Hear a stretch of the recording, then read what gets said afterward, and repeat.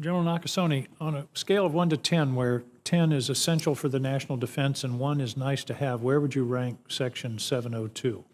10 plus. And let me talk a little bit about 702. Thank you, Senator, for that question. As you know, FAA 702 allows the U.S. intelligence community to collect the information and communications of foreign targets of interest operating outside the United States that use U.S. infrastructure and services. So outside the United States, the intelligence community can collect against foreign targets of interest. It's critical for what we do. And what have we seen since FAA 702 was enacted in 2008 and reauthorized 2 times? It's disrupted terrorist plots. It's alerted us to cyber attacks. And finally, it's uncovered CI threats. Last year, we were able to utilize this in a series of ransomware and a series of being able to uncover what adversaries were trying to do to us against our critical infrastructure. And most importantly, as General Fenton can testify, is what we were able to do against Zawahiri. An essential piece that we need as a nation. I think the key word is essential. Thank you, General. Talk to me about the relationship between electronic warfare and cyber. Who's in charge of electronic warfare? Because in a conflict, electronic warfare and cyber is going to be where it begins. So traditionally, the services had electronic warfare capabilities that they deploy with their forces. I think what you speak to is a synchronization of this battlefield and cyberspace, which we are starting now to work very, very closely with the combatant commands.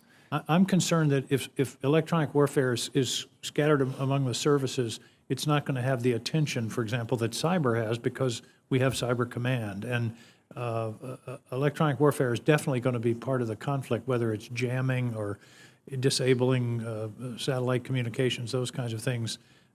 There's no central, what you're telling me is it's not part of your command, and there's no central command that controls it. It is not part of my command, but again, a lot of the electronic warfare is done in support of service requirements, and so they have service forces that do this.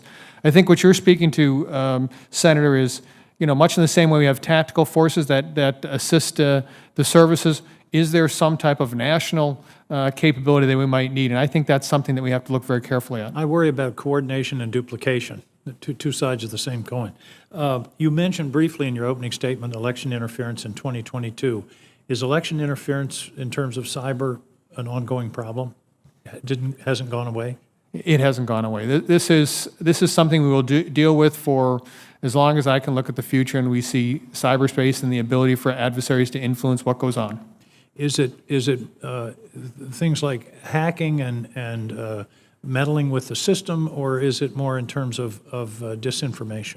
So what we have seen, Senator, really, when you talk about infrastructure, that's more of an interference piece. We see the influence piece much more prevalent these days, and being able to, operating outside the United States, go after trolls and other different actors that are trying to create influence. And these can be Russia, Iran, North Korea, China. They're actively involved in trying to affect and interfere in our politics. Is that correct? You've hit the top 4 plus proxies.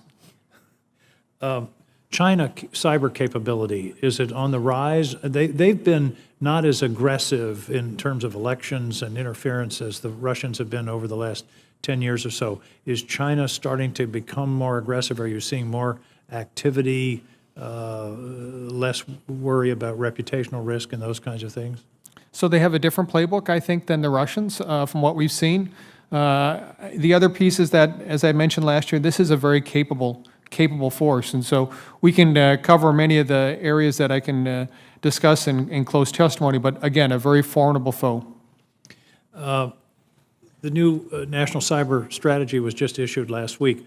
Any gaps? I don't expect you to criticize it, but do you have any suggestions you can share with us? I'm really pleased with the National Cyber Strategy. I think that this is something that we've long wanted in terms of what's the responsibility of both the government and the private sector, and being able to meld that is critically important for us. I think in the weeks to come, obviously, the Department of Defense's cyber strategy will nest within that. And so I think for the first time, we'll probably have, from the government all the way down to our department, something that's very effective. Think of that, a coherent government-wide strategy. Yes, Senator. Thank you, General. Senator Budd.